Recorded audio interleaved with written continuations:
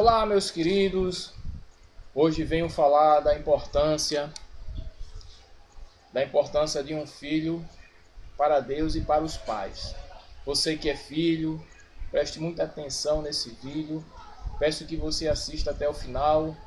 Gostaria também de titular essa mensagem com a importância de um filho. Titular como a importância de um filho. A Bíblia fala lá em Provérbio, estou aqui de posse de Bíblia, se você tiver Bíblia aí também, você abra sua Bíblia em Provérbios, capítulo 13, versículo 1. Diz assim: o filho sábio atende à instrução do pai, mas o escarnecedor não ouve a repreensão. Repetindo, Provérbio 13, versículo 1, diz assim: o filho sábio atende à instrução do pai, mas o escarnecedor não ouve a repreensão. É muito importante que você que está me assistindo neste momento, que você atente para o que eu vou falar hoje nesta noite. A Bíblia conta uma parábola do filho pródigo, filho que tinha tudo na sua casa, mas resolveu sair do conforto da sua casa para viver longe dos pais e resolveu sair também da presença de Deus. Aí eu pergunto, será que ele vai viver bem? Talvez seu pai disse: ó filho, não vá, o mundo só ensina coisas erradas. E é o que acontece hoje. Muitos dos filhos não querem ouvir o pai e muito menos quer ouvir a palavra de Deus. E neste vídeo eu quero que você preste bem atenção, porque essa parábola vai servir para você que está me assistindo. Eu te peço que você preste muita atenção, porque Deus ele tem algo na tua vida, Deus ele tem um projeto, tem um plano maravilhoso na tua vida. Talvez você não esteja passando bem, a tua vida não está sendo boa, mas fique até o final que eu tenho uma palavra de Deus para você. Eu vou contar a parábola que fica lá em Lucas capítulo 15, versículo 11 e 23 e diante. Capítulo 15, versículo 11. Acompanhe essa mensagem. Diz assim no versículo 11 do capítulo 15, versículo 11. Disse um certo homem, tinha 2 filhos. Tinha quanto? 2 filhos. O mais moço, ele disse ao pai: pai, dá-me parte dos bens que me pertencem. Ou seja, se ele está pedindo os bens, parte dos bens que pertencem a ele, significa que o pai tem o quê? Um poder aquisitivo bom. Ele não tinha problema financeiro algum. Estava morando na casa dos pais? Estava. Mas tinha de tudo? Tinha. Mas achou que ali não seria o seu lugar. Teria que se mudar, teria que ir para ganhar vida. Talvez tinha sua perspectiva de vida, de querer vencer na vida. Aí pediu a parte dos bens da fazenda que o pai tinha. Mas como todo pai sempre aconselha aos filhos: meu filho, não faça isso, siga esse caminho que é o bom. Aí o filho às vezes não ouve, não atende. Às vezes está dentro da igreja, ou o pastor repreende, ele não aceita a repreensão, sai da igreja por um motivo. Às vezes dentro de casa tem tudo, mas às vezes acha que falta. Não é verdade? No versículo 12 diz assim: e o mais moço deles disse ao pai: pai, dá-me parte dos bens que me pertencem. E ele repartiu por eles a fazenda.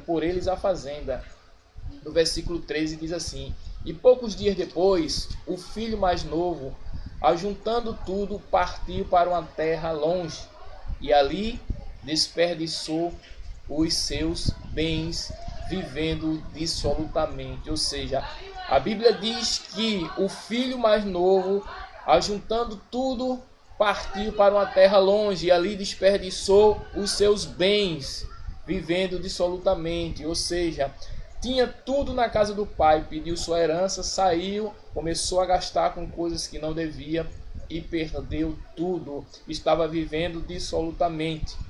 No versículo 14 tem dizendo assim: e havendo ele gastado tudo, houve naquela terra uma grande fome e começou a padecer necessidade. Observe que nesse versículo 14, ele gastou tudo que tinha, perdeu tudo. E houve a grande fome naquela terra. Começou a passar escassez, necessidade, padecer, ter fome. Começou, acabou, não tinha mais dinheiro. O versículo 15 diz assim: e foi e chegou a um dos cidadãos daquela terra, o qual mandou para o campo apacentar o quê? Porcos. Olha só, tinha um cidadão lá que tinha uma fazenda e tinha porcos, e mandou ele para o campo apacentar porcos. Porque você sabe que porcos vivem aonde? No lugar de lama. Vive comendo o quê? Vive comendo lavagem, vive comendo coisa. É um tipo de animal que representa, talvez você não entenda, mas representa miséria.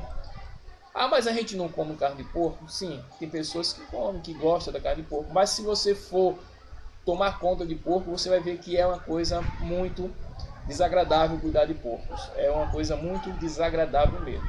Então esse homem foi cuidar de quê? De porcos. Estava na miséria, passando fome, necessidade. Arrumou um emprego de apacentar porcos. E no versículo 16 observe que ele desejava encher-se seu estômago com as lavagens que os porcos comiam. E ninguém lhe dava nada. Observe que quando você está passando por um momento difícil, ninguém ajuda, nem a sua parentela, ninguém da sua família, nem seu melhor amigo, ninguém lhe ajuda. Você padece mesmo. E só tem uma pessoa que pode te ajudar nesse momento. É quando você volta para Jesus. É que Jesus, ele muda a tua história, te dá dignidade, faz você vencer, faz você viver. Isso é o que Deus faz. Mas no versículo 16 diz assim, ou melhor, no versículo 17 diz assim: e tornando em si, disse: quantos trabalhadores do meu pai têm abundância de pão, e eu aqui padeço de fome. Ele disse o quê? Quantos trabalhadores do meu pai têm abundância de pão, eu aqui padeço de fome. É verdade.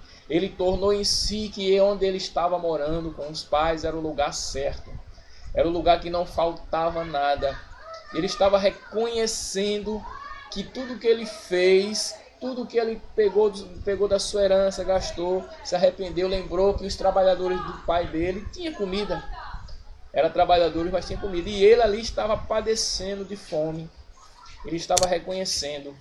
Já no versículo 18, ele disse, ele simulando consigo mesmo, disse assim: não, eu vou ter com meu pai, eu vou me levantar e irei para o meu pai, e vou chegar lá e vou dizer: pai, pequei contra o céu e perante ti.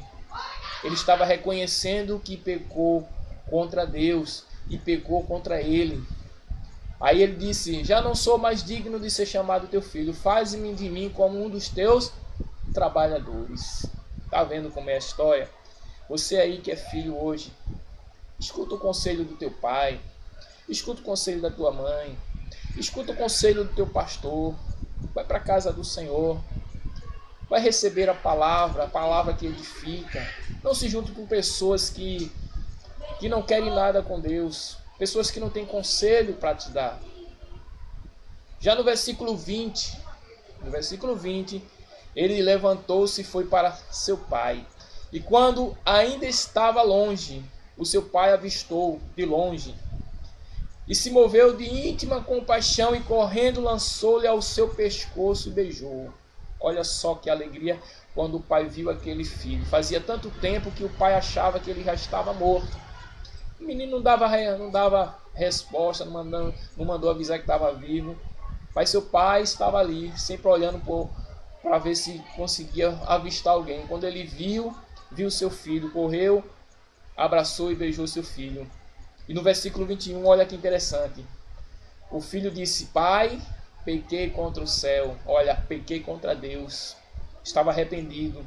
E perante ti, e já não sou digno de ser chamado teu filho. O 22, ó, que coisa linda. Mas o pai disse aos seus servos: trazei depressa a melhor roupa e vestir, e pondo-lhe um anel na sua mão e uma sandália nos pés. Olha só, o pai deu uma roupa, provavelmente a roupa dele estava o quê? Suja, fedendo. Deu uma roupa para dar dignidade a ele, vestindo-lhe, pondo o quê? Um anel, renovando a aliança na mão, calçou os pés. Olha que lindo. Isso é o que talvez esteja acontecendo com muitos filhos que não ouvem o que o pai tem para dizer, o que a mãe, o conselho da mãe. Mas no versículo 24 diz assim: porque o pai falando, porque este meu filho estava morto e reviveu, tinha se perdido e foi achado.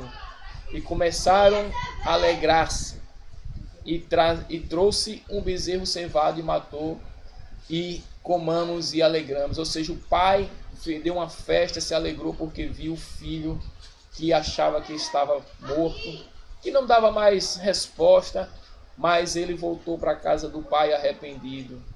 E eu quero dizer para você, quero te aconselhar, quero te dar um conselho pastoral.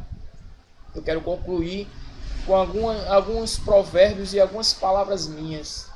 A palavra do pastor Abel Holanda. Eu gostaria de concluir dizendo assim, Provérbio 1:8 diz assim: filho meu, ouve a instrução do teu pai e não deixe o ensinamento da tua mãe. Olha só, filho meu, ouve a instrução do teu pai e não deixe o ensinamento de quem? Da tua mãe. Ou seja, quando você ouve a instrução do teu pai, ele não vai te querer o mal, ele sempre vai te aconselhar para o bem, ele vai te conduzir para o bem. A tua mãe também não quer teu mal. Eu sei que talvez você que está me assistindo neste vídeo, você deve estar dizendo: poxa, essa palavra falou ao meu coração, eu não tenho ouvido meu pai, eu não tenho ouvido o ensinamento da minha mãe, estou muito arrependido e gostaria de voltar ao passado. Não precisa você voltar ao passado, basta você reconhecer que está no erro e chegar para sua mãe, para o seu pai, pedir perdão. Eu tenho certeza que eles vão te abraçar, feito ele abraçou esse filho pródigo. Um Provérbio 3, 1 e 2 diz assim: filho meu, também não esqueça da minha lei. Deus falando: filho meu, não esqueça da minha lei, e o teu coração guarde os mandamentos. Filho meu, não te esqueça da minha lei, ou seja, não esqueça da minha lei. Não esqueça da minha lei. E o teu coração guarde os meus mandamentos, porque eles aumentarão os teus dias e te acrescentarão anos de vida e paz. Olha só, a você que talvez você não saiba, quanto você guarda os mandamentos do Senhor, porque eles aumentarão teus dias de vida e te acrescentarão anos de vida e paz. Talvez você não tenha nem mais paz na sua casa, na sua vida. Você não tem paz consigo mesmo. Mas Jesus está mandando te dizer que Ele te dá paz, que Ele te dá alegria de volta. Eu também quero aproveitar o momento que essa mensagem é para os filhos. Mas você também que é pai precisa ter também um ensinamento de Deus. Você pai, mãe, eu vou te dar um conselho também. Provérbio 22, 6 diz assim: educa o teu filho no caminho em que se deve andar, e até quando envelhecer, não se desviará dele. Amém, meus queridos? Eu quero concluir dizendo assim, que você é vencedor. Você é um filho que hoje ouviu esta palavra, guardou no seu coração, e Deus falou tremendamente para você. Que você continue e volte para a casa dos pais. Reconheça que teu pai e tua mãe é a melhor coisa que tem na terra.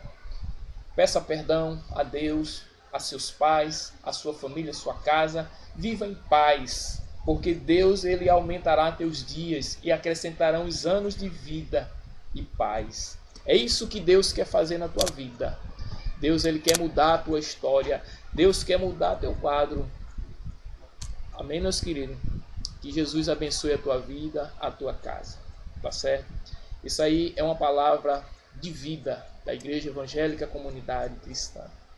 Essa palavra é uma palavra não minha, mas de Deus para os teus ouvidos. Tá bom? Fica na paz e Jesus te abençoe tremendamente. Jesus seja contigo em todos os teus caminhos. Amém? Fica na paz.